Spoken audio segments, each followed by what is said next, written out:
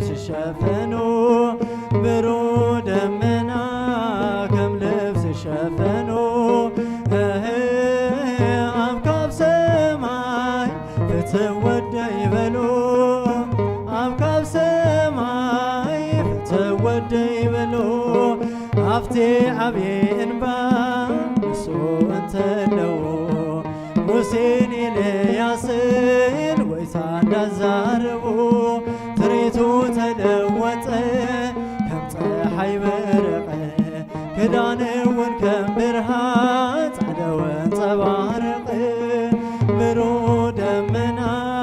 كم لبس شفنو برو دمنا كم لبس شفنو أم كم سماي بتودي بلو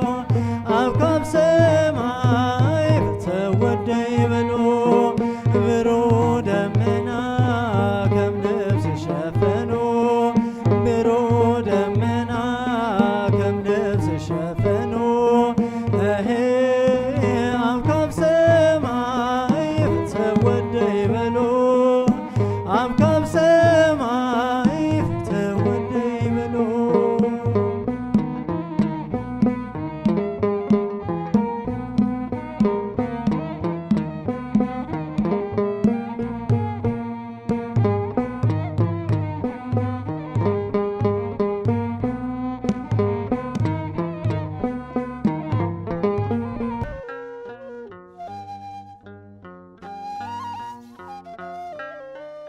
بسم آب وولد ومنفس قدوس هذا أملاك أمين أمل العالم تركوا زخبركم زوج كريستيان بدقامي إنقاع ناقويتنا أملاخنا يسوع كريستوس زخبره بهنس تمقتوا بسلام أبصحكم أبصحنا مو بالة تمكت مهنات مقار حزد ما مصبونا باقور من السلامة منفساوي كعلم حتت كلونا أي كابتنا كايدو منفساوي كعلم حتت عاوي منفساوكم نقدر تجبطوا لكم موت أنا تقوم حزون مسكساتي ميدياهم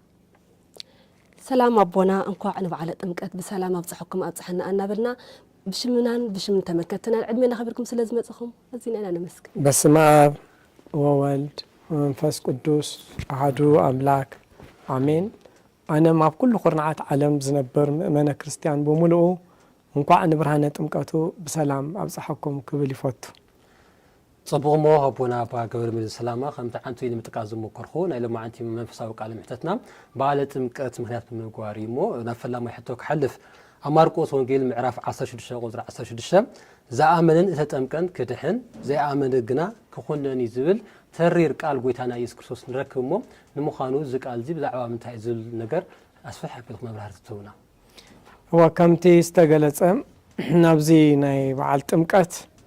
مس قويتانا أملاخنا تريروس تزارو بقال كمتي قدم استقلت أماركوس ونجيل معرف 16 فد 16 زليو قدمي ግን ጥምቀት ዝብል ነገር እንታይ እዩ ጥምቀት ብምርጫው ወይ ድማ ብምሕጻብ ዝፍጸም ዘይኮነስ እዚ ዓይነት ጥምቀት ብምጥላቅ በቃ እቲ ህፃን ናብ ማይ አጥሊቅካ ዝግበር ጥምቀት ኢና ንብል ዘለና ማለት እዩ እዚ ማለት እንታይ ማለት እዩ እቲ ማይ ናይ መቃብር ምሳሌ እዩ እቲ ናብ ማይ ምጥላቅ ማለት ድማ ናይ ሞትና ካብቲ ማይ ጠሊቅና ክንወጽእ ከለናኻ ናይ ትንሳኤና ምልክት ማለት እዩ ስለዚ ትንሳኤናን ሞትናን ዝገልጽ እዩ በዓለ ጥምቀት ክንብል ከለና ነዚ ዝገልጽ እዩ ሞ ካብዚ ክንብገስ ንደሊ ስለዚ እግዚአብሔር አምላኽና ጎይታና አምላኽና መድኃኒና ኢየሱስ ክርስቶስ ስለምንታይ እዩ ነዚ ተሪር ዝተጠምቀ ክድሕን እዩ ዘይተጠምቀኻ ክፍረድ እዩ ዝብሎ ዘሎ ንምንታይ ተይልና ናይ ቅድም ዘመን ብሉይ ኪዳን ኢልና ንጽውዖ ዘለና ናይ 5500 ዘመን ናይ ሸሓት ዓመታት ናይ ደቂ ሰባት ናይ ስቃይ ዘመን ናይ ጸልማት ዘመናት ንሱ ናይ ብርሃን ዝገልጽ መልእኽቲ ስለ ዘለዎ እዩ እዚ ማለት እቶም ቀደምቲ ወለድና አዳምን ሔዋንን ቅድም ኢሎም ዕፀ በለስ በሊዖም ተጋጊዮም በዲሎም ኢና ንብል ካብ ሓሊፉ ከዓ ንሱ ጥራሕ ከይኣክል ትርጉም ጥንተ ጸላኢና ዲያብሎስ ኣፈሪምዎም እንታይ እቲ ፌርማ ነርና ተይልና አዳም ገብሩ ለዲያብሎስ ሔዋን ኣመቱ ለዲያብሎስ እዚ ማለት ሲ ደቂ አምላኽ ውሉድ አምላኽ ምዃን ተሪፍናስ ደቂ ተጸላኢ ሰይጣን ክንከውን እቲ ፌርማ ተፈሪሙ ማለት ዝኻ ከቢድ ስስታይ ማለት እዩ ዝተይልናስ እዚ ፌርማና ዝስ ብምንታይ ተቀዲዱ ተይልናስ በዚ ነኽብሮ ዘለና ብጥምቀት እዩ ስለ በዓለ ጥምቀት ዕዳ በደልና ዝቀደደ ዕዳ በደልና ቀዲዱ ሓራ ነፃ ዘውፀና ማለት ቀሊል ነገር አይኮነን ማለት ሰብ በነፃነት ክነብር ተፈጢሩ ግን ድማ በቲ ዝተገብረ ናይ ዕዳ በደል ፌርማ ብሙሉኡ ተጠቃሊሉስ ባርያ ስላሴ ንአምላኽ ዝመስል መልክዕና ፈሪሱስ ሰይጣናዊ መልክዕ ዝተላበስናሉ በዚ ጥምቀት ጌርና ግን ትዳግማይ መልክዕና ዝተመለሰሉ ምስ ኣምላኽና ዝተዓረቐናሉ ዓብይ በዓል ስለ ዝኾነ በዓለ ጥምቀት ዓብይ በዓል እዩ። ስለዚ እግዚአብሔር ኣምላኽ እንታይ እዩ ዝብለና ዘሎ? እቲ ዝተጠምቀ ክድሕን እዩ፣ እቲ ዘይጠምቀ ክኹነን እዩ፣ ክፈረድ እዩ ማለት እንታይ ማለት እዩ? ከይተጠመቕና ሱቕ እንተይልናስ ትዕዳ በደልስ ኣብ ዝባንና ኣሎ ማለት እዩ። እቲ ዝፈረሰ መልክዕ ሒዝና ኢና ንነብር ዘለና ማለት እዩ። ስለዚ ሕፅር ብዝበለ ቋንቋ ጥምቀት ክንብል ከለናስ ዳግማይ ምውላድ ማለት እዩ። ዳግማ ኢና ተወሊድና፣ ዳግማ ኢና ደቂ እግዚአብሔር ኮይንና ማለት እዩ። በየን ብምንታይ? ብጥምቀት ዝብል ነገር ይመፀልና ማለት እዩ። እዚ ጥምቀት ዳግማይ ምውላድ እዩ። ካብዚ ሓሊፉ እውን ምጥማቕ ማለት ሲ ደቀ መዝሙር እግዚአብሔር ምዃን ማለት እዩ። እዚ ኣብ መጽሓፍ ቅዱስ ተቐመጠ እንታይ እዩ? ኣብ ማቴዎስ ወንጌል ምዕራፍ 28 ፍቅዲ 16 ከም ነንብቦ እንታይ እዩ ዝብል? ኪድሞ ኢልዎም ንሃዋርያት ንኹሉ ኣሕዛብ ብስም ኣብን ወልድን መንፈስ ቅዱስን እናጥመቅኩም ደቀ መዝሙረይ ግበሩ። ስለዚ ናይ እግዚአብሔር ደቀ መዝሙር ክንኮነሉ ንኽእል ሚስጥር እንታይ እዩ ተይልና? ጥምቀት እዩ። እዚ ኣብ ጥምቀት ዘሎ ሚስጥር ዓብይ እዩ። ሰብ ብ40 ብ80 ከይተጠመቐ ናይ ክርስቶስ ደቀ መዝሙር ክኸውን ኣይክእልን እዩ ማለት ሰብ ከይተጠመቐ ቅዱስ ቁርባን ክቕበል ኣይክእልን እዩ። ሰብ ከይተጠመቐ ቀንዴል ክቕባእ ኣይክእልን እዩ። ሰብ ከይተጠመቐ ዋላውን ሰብ ከይተጠመቐ ክህነት፣ ዲቁና፣ ምንኩስና ክቕበል እውን ኣይክእልን እዩ። ጥቕልል ብዝበለ ጥምቀት ማለት ምስ እግዚአብሔር ኣምላኽና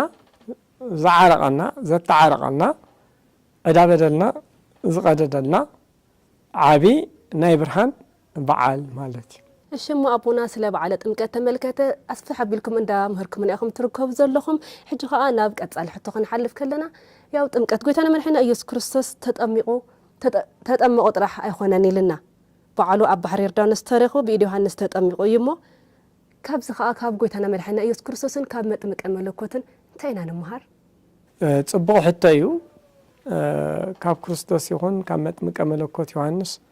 ብዙሕ ነገር ንምሃረሉ እዩ ኣብዚ በዓል ጥምቀት ማለት እዩ። መጀመርያ ኣብዚ ክንወስዶ ዘለና ክልቲኦም ጎይታና ኣምላኽና መድሓኒትና ኢየሱስ ክርስቶስን መጥምቀ መለኮት ዮሃንስን ብትሕትና ዝፍለጡ እዮም። ዝዓበየ ነገር ኣብዚ በዓለ ጥምቀት ካብ ክልቲኦም ንምሃሮ ነገር ተሃለወ ትሕትና እዩ። ከመይ ተይልና መጀመርያ መጥምቀ መለኮት ዮሃንስ ኣብ ባሕረ ዮርዳኖስ እናሃለወ ክርስቶስ ንኣጥምቐኒ ኢሉ ይኮነን ከይድዎና ባዕሉ እዩ። ክርስቶስስ ናብ መጥምቀ መለኮት ዮሃንስ ከይዱ እዩ ኣጥምቐኒ ኢልዎ። ኣብዚ ብጣዕሚ ዝገርም ነገራት ኣሎ። እንታይ እዩ? ተገሪሙ እዩ መጥምቀ መለኮት ዮሃንስ እውን ኣጥምቐኒ ምስ በሎስ ፈቃደኛ ኣይኮነን። ምክንያቱስ ኣነ የባእኻ ክጥመቕ ዝግባእ እምበር ንስኻ ከመይ ጌርካ ንስኻ ብኣይ ትጥመቕ? ሕጂ ናይ ክልቲኦም እዩ ዘርእየና ዘሎ። ክርስቶስ እውን ብትሕትና ትሕት ኢሉ ኣጥምቐኒ ይብሎ ኣሎ። መጥምቀ መለኮት ዮሃንስ ከዓ ትሕት ኢሉ ኣነ ብኣኻ ይጥመቕ እምበር ንስኻ ከመይ ጌርካ ብኣይ ትጥመቕ? ኣብዚ ሕጂ ንምሃሮ ነገር እንታይ ኣሎ ማለት ትሕትና ኢና ዘምህሩና ዘሎ ክልቲኦም ማለት እዚ ዝዓበየ ኣብ በዓለ ጥምቀት ትሕትና ንምሃር ማለት እዩ። ካልኣይ ኣብዚ በዓለ ጥምቀት እንታይ ኢና ንምሃር ዝብል ተኾይኑ ከዓ ስርዓት እዩ። ስርዓት እዮም ዘምህሩና ዘሎ። ጎይታና ኣምላኽና ኢየሱስ ክርስቶስ ክንምሃሮ ዝደለየ ስርዓት ኣሎ። ብዚ ከመይ እንተይልና ምናልባት ክርስቶስ ንዮሃንስ ልኢኹ ንዓ ኣጥምቐኒ እንተዝብል ኖሚ ነገስታት ኣብ ገዝኦም ኮፍ ኢሎም ነቲ ካህን ንዓ መፂኻ ኣብ ገዛ ኣጥምቐኒ ክመፅእ ነይሩ እዩ ማለት እዩ። እዚ እንታይ ማለት እዩ? ስርዓት እዩ። ክርስቶስ ናይ ነገስታት ንጉስ ምሳሌ እዩ፣ ናይቶም ዓበይቲ ምሳሌ እዩ። ስለዚ ንሱ ናብ መጥምቀ መለኮት ዮሃንስ ከይዱ ኣጥምቐኒ ምባሉስ ኣብ ዘመንና ዘለዉ ኣብ ዝሓለፈ ወለዶ ክኸውን ኣብ ዘሎ ወለዶ ዝመፁ ወለዶ ኩሎም እዛ ስርዓት እዚኣ ይሕልውዋ ማለት እዩ። كومي زقبر نومي ولا نقول يكون نمن يزخيد نبتي وكان زولنا قدس بتكسيان كيدو أطمقني يزولو مال إذا سرعت زي أون سريع ملنا بزي عبي تمرتي إنا نمهار زلنا مالتنا كاود ما تي سالساي أبزي بعلت مكت بخالق أصلا مهارة نجار كا حبير كا تلقي مسرح كا يمهرك كمان شيء ما ميروم مغنياتو كل كيلوي وهنس كمي كيرو أنا بأخا يتما أمبر سخاب آية يتما قنيلو تريري تزاري بوزغال جن كريستوس تزاري وخا ناي تحتنا غالال نسخا نعيب متماكا نبي يلول كتب بحاليخ أنا خاب أخا بمتماكا تحت أملاك كبحالي أتمقن دا حبيرنا تصدق نسرح يلو حبيرنا تصدق نسرح تاي مالتي زتيلنا نومي زلنا وين حدث أجامس حدث أجا وسكا زحشة صدق يسرح مخاني زرقنا زول زابير زحبنا أقل قلت بزوج أجاتات كل يوم زمننا مو حبيرنا تصدق نسرح يلو بخل أجرال صا سباق طرح بينه خبز ركم زمار حويسو تزقلقل تصدق تايخو يبلط حبيرنا تصدق نسرح يزولو زولنا بستوهابنا أجاتات كلهم حبيرنا تواددنا نتحدث أجام استحدث أجام تينا زبقان زبالة صدقي كنسرح كم نخيل وقيتنا أملاخنا مدحنا يسوع كريستوسن متمك ملكوت يوحنسن زي أميرو منا مالتي سلازي بحثيرو تي كلت يوم سي ناي تحتنا ممهران كوينوم يوم أبزي بعلة مكات رقيبنا يوم شو كن مهار كايدو اللي خوانا نفس ناس كلت يوم نفسهم تايمز جور زلو تحت يوبلو نفسهم تاي جور له وارد يوم دبلو متمك ملكوت يوحنس مسخا منيخا ولو خلص بقى تزاربو نجر طعمي زقرم أنا أبي برخا زقوي دمصي لهم بقى شح شح زبل نفسس منم أواردو زقلت أيونا سلازي متمك ملكوت يوحنس تايز قبرتله نفسه يوارد الله ما نسخات خمت تبع لهم يسوع كريستوس نسخاريخا كأني كونكو تحنس فوزا يكون قال أسلم تتأمق الله أنا ياون نسها بماي يتأمقكم الله نسجن بمنفس قدسن محاول تتأمقكم إلو تايز قبر زله نفسه يوارد زله أنا متبدأ حريز متصيلهم كنا ما بقى ميز نبره بقى فتاريو مخانو أمناخو مخانو نفسه نواردة تحت نبلا وأنس ناي سأنو أشارخو كاك أسر زي كأل زي بقى إيه ننسها بما يتمعوكم اللغو نبلا ناي كريستوس فتارنت نمسكره نسخ حاف قبل كعبي أنا دما كنقس يقبأني إلو أبزي بعلة مكات نقول لحنا زردنا زلو نحناون كنكبابر نفسناون تحتيلنا نخالق حونا نخالق وقلنا انت خنقبر لعل كنبل نفسنا كنوارد أبزي بعلة مكات بحفشا كم زينا تحتنا تمرتي يزمهرنا مالت صبغم وابونا دس بالتمرتي أنا عرفنا لنا بمقصة الأسعي زحات حتو تعيو قويتانا أملاخنا يسوع كريستوس بوزحات بحرتات وكأنسات مكلو بحر يردانوس نمنتا مرتي تطميقو مسات حايزن دغنا قويتانا يسوع كريستوس بوزحات فسستن كلو ما مرتي تطميقمو زنخط تحتات أسفح بتهم قلتلنا تصبقيو قويتانا أملاخنا مدحنا يسوع كريستوس بحر يردانوس زمرص له مغنيات كم تستغلص بوزح بحرتات وكأنسات كل يوم ግን ምክንያት ነይሩ ወይሱ እቲ ጥንተ ጸላኢና ዲያብሎስ ንአዳምን ሔዋንን አፈሪሞም ይሁን ተይልና ብክልተ እምነ ሩካቤ ነዚ ግልባጭ ንብሎ ዘለና ናይ ወረቀት ገልገለስ ካብኡ ዝመፀይ እኮ በቃ ካብሱ ብክልተ እምነ ሩካቤ ብግልባጭ ገሪኡ አፈሪሞም ስለዚ ቅድስት ቤተክርስቲያንና ከም ተምረና ሊቃውንት ቦታትና ከም ዝነግሩና ታንቲ ግልባጭ ወይ ታንቲ ፌርማ ኣብ ሲኦል ኣብቲናቱ መንበር ቦታ أو يقمطوا تخاليت قلباج جن أمدري كمدر دما البحري كبحر دما بحر يوردانوس أو قمطوا وصل زنورة نتعلها بدلنا خدم سسيو بحر يوردانوس ዝመረጸሉ ምክንያት ማለት ኣዝዩ እዚ ኣብ ባህሪ ዮርዳኖስ ተጠሚቑ ኢየሱስ ክርስቶስ ብኢደ ዮሐንስ ክንብል ከለናስ ኣብኡ ኣብቲ ጥምቀት መዓልቲ እቲ ዕዳ በደል እንታይ ይኸውን ኣሎ ይድምሰስ ኣሎ በቲ ጥምቀት ኣቢሉ ምክንያቱ እቲ ናይ ፌርማ ዕዳ በደልናስ ኣበይ ስለ ዘሎ ኣብቲ ባህሪ ዮርዳኖስ እዩ ካብኡ ሓሊፉ እቲ ብዙሓት ፈሰስቲ እናሃለዉ ስለምንታይ እዩ ክርስቶስ እቲ ጥምቀት ብማይ ክኸውን መሪፁ ዝበሃል ዘሎ እግዚአብሔር ኣምላኽና ናይ ፍትሒ ኣምላኽ ኩሉ ነገር ዝፈልጥ ኣምላኽ ብማይ ምግባሩ ትርጉም ኣለዎ ምስጢር ኣለዎ ምክንያቱ ማይ ሃፍታም እንድኻን ዘይፈሊ ሃፍታም እንድኻን ብቐሊሉ ክረኽቦ ዝኽእል ማይ ምናልባት ከምቲ ዝበሃል ዘሎ ብካልኦት ፈሰስቲ ተጠሚቆ ተዝኸውን ነይሩ ምሳሌ ብዘይቲ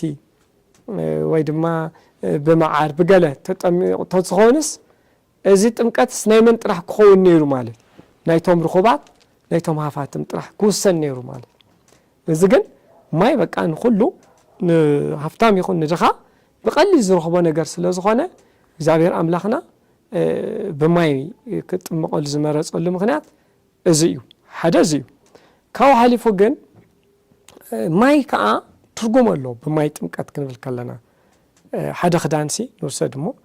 ሓደ ዝረስሐ ክዳን ብማይ ሓፂብናዮ ዲ ዝፀርስ ወይ ብላምባ ወይ ብፀባ ወይ ብዘይቲ ተሓፂብናዮ በይን ዝፀር ተይልናስ ፍሉጥ ቶም ካልኦት ፈሰስትስ ነቲ ርስሓታ እዮም ዝገብሮ ኣየፅርይዎን እዮም ስለዚ ንስኻትኩም ብማይ እንተተጠሚቕኩም ካብቲ ብሓጢኣት ረሲሕኩሞ ዘለኹም ናይ ሓጢኣት ርስሓት እንታይ ክትገብሩ ኢኹም ክትፀርዩ ኢኹም ክብለና ከሎ ብማይ ተጠሚቑም ካልኣይ ተኽሊ እሞ ንውሰዳ ተኽልስ እንታይ ተስቲኻያ ትልምልም እንታይ ተስቲናያ ትፈሪ ማይ ተስቲናያ ዲያ ትፈሪ ትልምልም ወይስ ዘይቲ ላምባ ፀባ እዚኣቶም ፈሰስቲ ጌርና ያትልና ፍሉጥ ካልኦት ፈሰስቲ ነታ ተኽሊ እንታይ ይገብርዋ ይሕርርዋ ማይ እንታይ ጌርናላ ግን ቆፅላ ይልምልም ፍረ ድማ ተፍሪ ንስኻትኩም ሲ ብማይ ተጠሚቕኩም ሲ ከምታ ተኽሊ እንታይ ክትገብሩ ኢኹም ከተፍሪ ኢኹም ክትፈሪ ኢኹም ክብለና ከሎ ብማይ ተጠሚቑ ማለት እዩ ብካልእ ገፅካ ሓዊ እንተወሲድና ሓዊ ካልኦት ፈሰስቲ ካብዞም ነዳዲ ዝበሃሉ ከም ላምባ ከም ዘይቲ ካልኦት ነገር ተጌርናሉ እንታይ ዝኸውን መሊሱ ባዕ ዝብል ብማይ እንተጌርናዮ ግን ተሓዊ እንታይ ይኸውን ይጠፍእ ስለዚ ንስኻትኩም እውን ብማይ እንተተጠሚቕኩም ከምቲ ማይ ንሓዊ ዘጥፍኦ ነቲ ብሓጢኣትኩም ተምፅዎ ዝነበርኩም ናይ ሓዊ ቅፅዓትኩም እንታይ ክኸውን እዩ ካብኡ ነፃ ክትኮኑ ኢኹም ናይ ሓዊ ቅፅዓትኩም ብቲ ማይ እንታይ ክኸውን እዩ ክጠፍእ እዩ ስለዚ ዳግማይ ተወሊድኩም ሓደሽቲ ሰባት ክትኮኑ ትኽእሉ ኢኹም ዝብል ነዚ ክገልፀልና ስለ ዝደለየ ኣብ መሳጢሩ እቲ ናይ ማይ ተደለየሉ ምክንያት እዚ እዩ ብካልእ ገፅ እውን ኣብ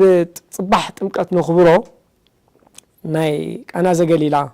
ንብሎ በዓል ኣሎ እዚ ጎይታና መድሓኒና ኢየሱስ ክርስቶስ ኣብቲ ናይ መርዓ ተረኺቡ ማይ ናብ ወይኒ ዝቀየረሉ በዓል እዩ ቃና ዘገሊላ ንብሎ ዘለና ኣብ ቃና ዘገሊላ ግን ፅባሕ ናይ ጥምቀት ኣይኮነን እቲ መርዓ ተኻይዱ እዋኑስ ንንበይኑ ተፈለየ እዩ ይኹን እምበር ክርስቶስ ከዓኒ ኣብቲ ናይ ቃና ዘገሊላ ተረኺቡ ነቲ ማይ ናብ ምንታይ ይቀይርዎ ናብ ወይኒ እዩ ምክንያቱ ዶኪሞስ መርዓ ገይሩ ዓዲምዎ ነደን ወድን ነዴና ንቅድስት ድንግል ማርያም ብክርስቶስ ዓዲሞም ፅዎም ኣብኡ ድማ እንታይ ኮይኑ ማይ እቲ ወይኒ ተወዲእዎም እዩ ዝብል ስለዚ ኣዴና ቅድስተ ቅዱሳን ቅድስቲ ድንግል ማርያም ናይ ሰባት ፀገም ስለ ትርዳእ ሰብ ክሽገር ስለ ዘይትፈቱ እዚ ፀገሞም ተረዲኣ ከይዳ ንወዳ እዞም ሰባት እኮ ወይኒ ተወዲእዎም ምስ ወለቶም በቃ ነቲ ወይኒ ነቲ ኣጋንእ ማይ ሙልእዎ ተባሂሉስ ክርስቶስ ባሪኹ ከዓ ነቲ ማይ ናብ ምንታይ ተቐይሩ ናብ ወይኒ ማለት ኣነ እንታይ ደልየ ዘለኹ እዚ በዓል ናይ ቃና ዘገሊላ በዓል ምስ ፅባሕ ናይ ጥምቀት ኣይኮነን እንታይ ደኣ እዩ ሊቃውንቲ ቦታትና ናይ ማይ ተኣምር እሞ ጥምቀት ድማ ናይ ማይ በዓል እዩ ብማይ ዝተገብረ ተኣምር እዩ ስለዚ ክልቲኡስ ከነቀራርቦ ኣለና ንፅብሒቱ ንግበር ተባሂሉ እዩ ቃና ዘገሊላ ፅባሕ ጥምቀት ነኽብሮ ዘለና ማለት ኩሉ ናይ ምንታይ በዓል እዩ ናይ ምንታይ ተኣምር እዩ ተይልና ብማይ እዩ በትናይ ጥምቀት ሆን ተአምሪና ዳግማይ ንውለደለና ተአምሪ ኣብ ቃና ዘገሊላውን ማይን ናብ ምንታይ ተቀይሩ ተአምሪ ናብ ወይኒ ተቀይሩ ሰባት ጋብ ዝግረሙሉ ስለዚ እቲ ናይ ቃና ዘገሊላ ብማይ ተገብረ ናይ ማይ ተአምርን እቲ ኣብ ጥምቀት ግበር ተገብረ ናይ ማይ ተአምርን ኩሉ በሓደ ኣከታቲሉ ክኽበር ስለተደለዩ ጥምቀት ይኹን ቃና ዘገሊላ በሓባር ናይ ጥምቀት በዓለ ናይ ማይ በዓልናልና ንኽብሮ ዘለና ማለት እሽሙ አቡና ስለ በዓለ ጥምቀት ተመልከተ ኣስፋ ሓቢልኩም እንዳ ምህርኩም ንያኹም ትርከቡ ዘለኹም ሕጂ ኸኣ ናብ ቀጻሊ ሕቶ ክንሓልፍ ከለና ያው ጥምቀት ጎይታና መድሓኒና ኢየሱስ ክርስቶስ ተጠምቆ ጥራሕ ኣይኮነን ኢልና በዓሉ ኣብ ባሕሪ ዮርዳኖስ ተረኺቡ ብኢድ ዮሃንስ ተጠሚቁ እዩ እሞ ካብዚ ኸኣ ካብ ጎይታና መድሓኒና ኢየሱስ ክርስቶስን ካብ መጥምቀ መለኮትን እንታይ ኢና ንመሃር እሞ መጥምቀ መለኮት ዮሃንስ ብዙሕ ነገር ክግለጽ ይኽእል እዩ ብዙሕ መፀውዒ ኣለዎ ኣብዚ ቅድስት ቤተክርስትያንና ነቢ እናበለት ሐዋርያ ሰማይት ከምኡ ድማ ባሕታዊ ገዳማዊ ካብኡ ሓሊፉ እውን ኣዋጅ ነጋሪ መምህር መገስጽ ብብዙሕ መልክዕ እዩ ዝግለጽ ንዮሃንስ መጥምቅ ምክንያቱ ብጣዕሚ ናይ ብሉይ ኪዳንን ናይ ሓድሽ ኪዳንን ኣተሒዙ ኩሉ ነገር ዘማልአ ሓቀኛ መገስጽ ሓቀኛ መምህር ከምቲ ንፈልጦስ ኣማውቱ ባዕሉ ሰማዕትነት ብሄሮዳይዳ ብንጉስ ሄሮዶስ ክሳዱ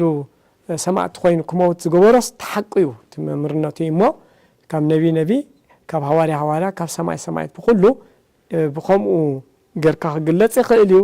መጥምቀ መለኮት ኣዋጅ ነጋሪም ንብሎ ዘለና ትቅድም ዓንቶይ ዝገለጽክዎ እንታይ ነይሩ ተኣዋጁ ብዝበለጸ ብሰፊሑ ግን መጥምቀ መለኮት ስርሑን ተግባሩን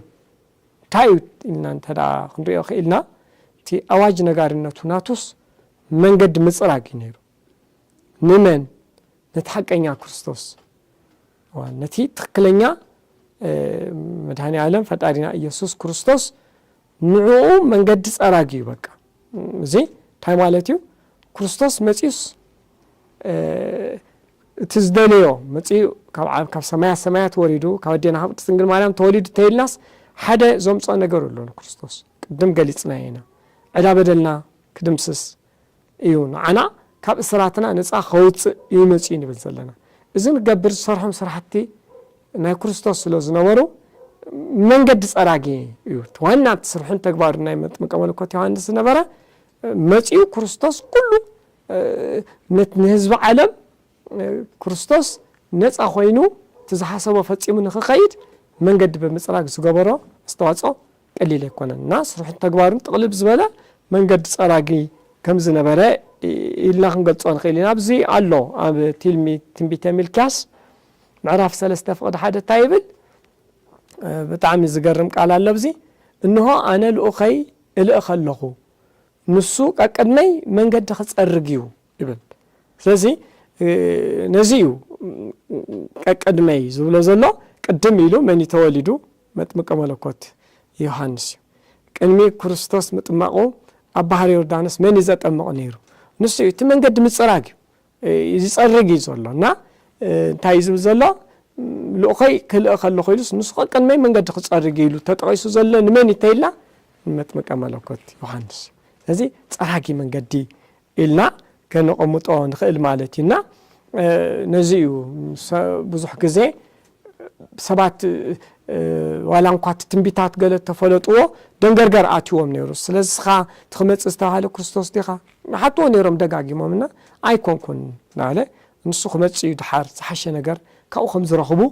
ይነግር ነይሩ እንታይ ገብረሉ ኣሎ ክርስቶስ መንገዲ ይጸርግ ኣሎ ስለዚ መንገዲ ይጸርግ ክንብል ከለና ንመን ነቲ ኣብ ቤተልሔም ዝተወለደ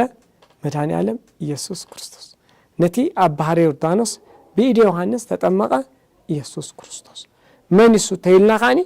በቃ ሓቀኛ ኣምላኽና ሓቀኛ ጎይታና ሓቀኛ መድኃኒትና ንሱ እዩ ቅዱስ ገብርኤል ከም ካብ መልኣኽ ዝዓቢ ምስክርነት እኮ የለን እሱ እኮ እዩ እንሆ ኣብ ዳዊት ከተማ መድኃኒት ዝኾነ ተወሊዱልኩም ኣሎ ኢሉ ነቲ መድኃኒት ዝተወለደ መድኃኒት ኮይኑ መጺኡ ብዕለተ ዓርብ ኣብ መስቀል ተሰቂሉ ንዓለም ዘድሓነ ደሙ ፍሲሱ ስጉኡ ቆሪሱ ملا عالم زدحانه كريستوس ناتو من قد سراجينا نقول كريستوس كو بقى مسيو نمتاي مسيو سرات نيرنا فتحنا كافتنا بارنت اسرات تاكل حراخو صنا يمص لذي حراخو صنا زمص فطارينا املاخنا ኢየሱስ ክርስቶስ هنقفايلنا هنقبلو من مخانو نفلطو كاو حالفون بعلوتي مدحانيتن كريستوسن ابل علينا تنينصانتن تحراخو ناي موص اسرح كسرح امونغو خوين منجدد صرغا من انتيلا مطمق ملكوت يوحنس سلازي تزعبي يسرحون تغبارون ناي مدحانينا ኢየሱስ ክርስቶስ አታዓራሪው ናባና ናብደቅ ሰባት መጽዩ ስራሐቱ ትብርሃን እንደሆነ አነ የዓለም ብርሃን ብርሃኑ ከግለጽ ስራሐቱ ደቅ ሰባት ክፈልጥዎ ደቅ ሰባት ክቅበልዎ እዚ ኩሉ ዘመዓራሬ መንገድ ጸራጊ መጥምቀ መለኮት ዮሐንስ ነቢይ ንብሎ ለና ሐዋርያዩ ኢሉ ሰማዕት እዩ ንኩሉ ገላጻ ዝኾነ አዋጅ ነጋሪ ስለዚህ አዋጅነቱን ታዩ ናይመን በቃ ትናቱ አዋጅስ ናይመን መምጻ አዋጅ ተይልና ናይ ክርስቶስ መምጻ አዋጅ እዚ ማለት በኋላ አዘራርባ መንገድ ይጻርብ ዘሎ አይኮነን እዚ ቀዲሙስ ታይገብራሉ ይውጀሉ አዋጅ ናይ ክርስቶስ መምጻ እንኳን ተኾነ በኋላ አዘራርባ ግን ክርስቶስ ስራሕ ንክሰርሕ መንገድ ምትዕራይ ጸራጊ እዩ ስለዚህ ከምዚ ገርና እንገልጾ ንኽእል ማለት እሽሞ አቦና ስለ በዓለ ጥምቀት ስለ ጎይታና መድኃኒና ኢየሱስ ክርስቶስ ስለ መጥምቀ መለኮት ቅዱስ ዮሐንስ ትሕትና ሁሉ ዝርዝር ነጊርኩም እኔ ጣዕሚ ደስ በሃለው ይግን ሓንቲ ኣብ በዓለ ጥምቀት ምስ ተተሓሒዛ ክትቀርብ ዝደለኹ ዋሕቶ ግን ኣብ መጽሓፍ ቅዱስ ተጻሒፉ እንረኽቦ ብዛዕባ ሓሳው መሲሕ ከም ዘሎን ከም ዝመጽን እዩሞ ንምዃኑ ሓሳው መሲሕ መን እዩ ከምቲ ዝተገለጸ ኣብ መጽሓፍ ቅዱስ ብዛዕባ ሓሳዊ መሲሕ ወላ ንሓሶት ነቢያታት ንሓሶት መምሃራን አዚና ክንጥንቀቅ ከም ዘለና የመጽሐፍ ቅዱስ ይምህረና ማለት ክርስቶስ ወን ኣብ ወንጌል ብዙሓት ብስመይ ክመጽዮም ብዙሓት ድማ ከስሑትዮም ይዝብል ዝኻ ዘመንና እንተርእናዮ ኖሚ ብዙሕ ኢየሱስ ዝብል ኣሎ ግን ድማ ናይ ኢየሱስ ኣምላኽነቱ ዝኸሓደ ሓይሉ ዝኸሓደ እዩ ስለዚ በዚ ድማ ዝተሰናኸለን በዚ ድማ በእውነት ካብቲ ሓቀኛ ሃይማኖት ወፂኡ ናብ ካልእ ሃይማኖት ዝቀየረ ናብ ካልእ እምነት ዝኣተወ ከዓ ብዙሕ እዚ እንታይ ተይልና ብናይ ሓሶት መምሃራን ዝግበር ዘሎ ማለት እዩ ሓሳቡ መሲሕ ክንብል ከለና እውን ብፍላይ ኣብ ናይ ራእይ ዮሐንስ ተጠቂሱ ዘሎ ራእይ ዮሐንስ ምዕራፍ 13 ታብ ምዕራፍ ኩላ ተንቢብና ብዛዕባ ናይዚ ዝመጽእ ሓሳቡ መሲሕ እዩ ዝገልጸልና ማለት እዩ እና ወንጌላዊ ዮሐንስ ከም ዝረአዮ ክልተ ኣራዊታት ከም ዝረአየ ቀዳማይ ኣራዊት ካብ ባሕሪ ክወፅእ ርኤ እዩ ዝብል እቲ ካልእ ኣራዊት ከዓ ካብ ምድሪ ክወፅእ ርኤ እዩ ዝብሎ እሞ ኣብ መንጎ ክልቲኦም ዘሎ እንታይ ተይልና እቲ ቀዳማይ ኣራዊት ዝብሎ ዘሎ ያው እቲ ክመጽእ እዩ ኢላ ዓለም ከተንግሶ ሽርጉት ትብለሉ ዘሎ ሓሳቡ መሲሕ ምዃኑ እዩ ዘረደና ማለት እቲ ካልኣይ ግን እቲ ካልኣይ ኣራዊት ሲ ይብል ኣብዚ ስልጣን ኩሉ ኣብቲ ቀዳማይ ኣራዊት ንኽህሉ ዝገብር ወይ ድማ ኣብ ምድሪ ዝነብሩ ሰባት ነቲ ቀዳማይ ኣራዊት ክሰግድሉ ዝገብር ብኻልእ ኣዘራርባ ከም ትቀድም ኢልና ዓንተ ወይ ዝተማሃርናዮ ነቲ ሓቀኛ ክርስቶስ ኣብ ቤተልሔም ዝተወለደ ኣብ ባሕረ ዮርዳኖስ ተጠመቐ ጎይታና ኣምላኽና መድኃኒና ኢየሱስ ክርስቶስ መንገዲ መንጨሪ ጉሊና ንብል ዘለና ዮሐንስ መጥምቀ መለኮት ዮሐንስ እዚ ከዓ እቲ ካልኣይ ኣራዊት ነቲ ቀዳማይ ናይ ሓሳው መሲሕ ነቲ ዝመጽእ ሓሳው መሲሕስ እንታይ ዝገብር እዩ ዘተዓራሪ መንገዲ ዝጸርግ ማለት እዩ ስለዚ ምድሪ ኩሉስ ንዑ ክሰግድ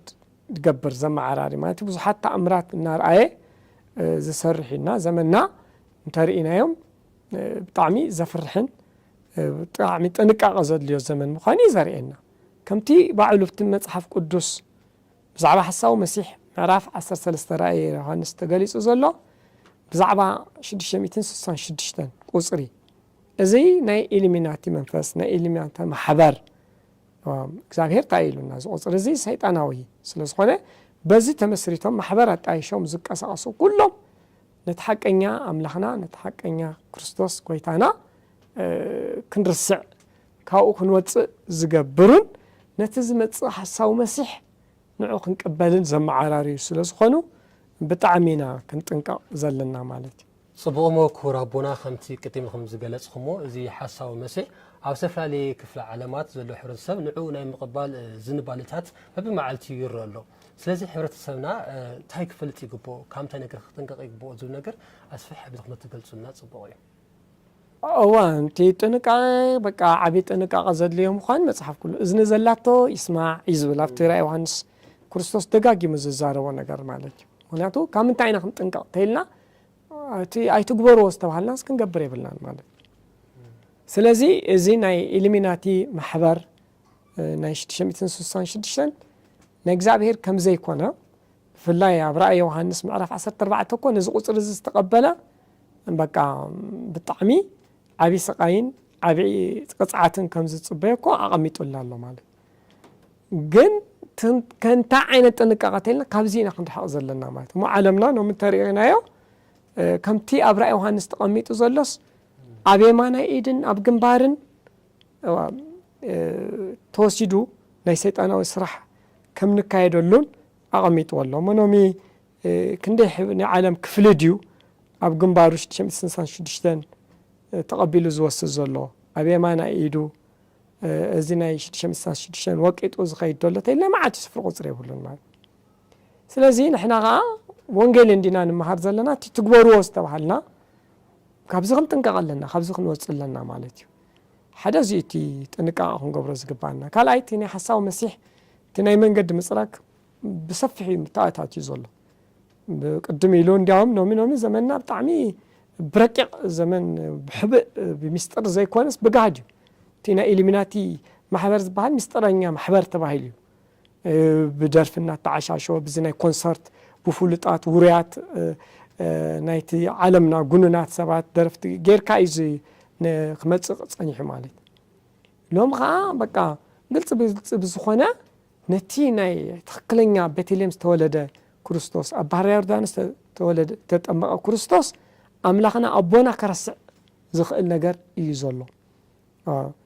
أبز حلفت مرتين كقول صفت تيناي لدت إزيناي كريستي ماسترين ولا زلنا بمعل مارتين لوثر زمت كوا حالفو دما إزيناي سانتا كلوز ولا زلنا إزيناي لدت أبو تبعي زولو جسوا قليل مثلنا زولو سو كونيلكا نتي أبهري وذان استتأمق أملاخنا نتي أبتلم تولد أملاخنا نمرسع علم نوعو في الله فتساونت مسرت كيرسل السرح زلقا تستوز متصزلو تولد بمولو نتحقنيا كريستوس رسعو كالي بقى نتحساو مسيح المقبال مدلوات منقدتات تصرق زلو نقر سلازخاني بعلنا كنتنقق لنا ولدي ندقنا ونكمو كنتنقق لنا بكمز نقر كأتونا يو كمزتات كنتنقق لنا مالتي إلون انتاي في زمننا كامتي ناي مستر وصيس قاعد زخونون دارغا اب عالمنا افلط رخيبهم زوم ناي قبر سدوم زلو صراحتታት تسفح في حسن ابزا قدست هاجر تبهال ناب عدنا مصيس نا تسفح في حيز خيد زلو مال كابز كن وصلنا مال سيطاناو سراح سلا زغونه ازي نتي حساو مسيح زبراتو زي دما طعمي زقرم منالبات أب دباباي زباب زريئو فيستيفالات تجيرو في اللايك أب على البرازيل سكايت زلو بطعمي أنواري كلنا كريستيان كن حفرلون رأسنا كدفقلون إلون نزس راحتي كن قاومون زقبقنا نقر تحلوا أو زقبرو زلو فيستيفالات بقى قلت بقلتي مالتي كريستوس ناقوتتو نادربي فقود من قدتات أجانن تاود ما أجانن تخدان تخدينهم دما نارجسو بتي حسوا مسيح سيطان ديابلوس على عينك عبزفان كبير كوفيلو زي أبد بابات حزبي بزريقه ميدياتات كله زقبوا نجار زقبر زلو إذن تايد دردنا تيلنا نتحسوا مسيح نخمت تناي من قد مصراك زسالت زلو أكلاتات مالت كاب كم زتات كنت حق لنا في اللايك خمزي ناي تالنت تبعيلو ناي مرئتات زقبر زلو سيطاناوي متهاتات تنقلاتات إذا فرت سمنا قبله يقولون نجزابير أملاخ صراحة حدن يبقى بقدس بتكستياننا كنا أمن أو بتنا جزابير أملاخ بمنجل بمصحف قدوس تماهرنا بناي مايج أولتات أو زلوا صراحة تحميمنا بوك ندحن كابزوز عجن كاب تنقلاتاتن دقمتاتن متحتاوي صراحةن كنوت شيء زبرات عزله تيناي زمننا تيناي تالنت نبلو تيناي جبر صدام نبلو كله عالم كله نتقبله خير ما بقو بيرو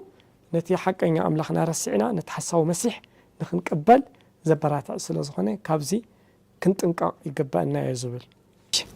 مو الشابونا عدمنا خبركم مسيحهم سفحزل مبرها الرئيس اللي بعلى طمقاتن سلا حسوا مسيحكم من عين يخمو بش متملكتنا أزين أنا نمسكن بدقامي رحس بعد طمقات زخبركم زوا كريستيان بلديو تلفزيون بيلو بكساتي ميديا زم حلف النبره منفساوي قال معتت نتي كاتلو صنعهم يمسل نيرو كابونا بزح قوم نجار كم سمهاركم بعد مولو امنتنا بدقامي بزلخمو سلام እግዚአብሔር يبتحلكم روحوا بعد طمقات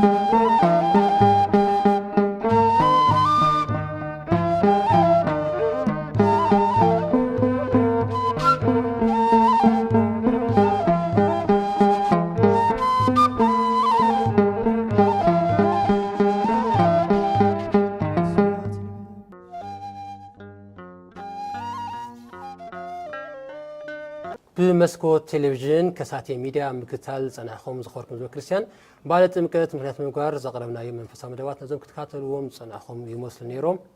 አጀሚሩ ዘፈጸመና ልዑል እግዚአብሔር ክብር ምስጋና ይብጽሐዮ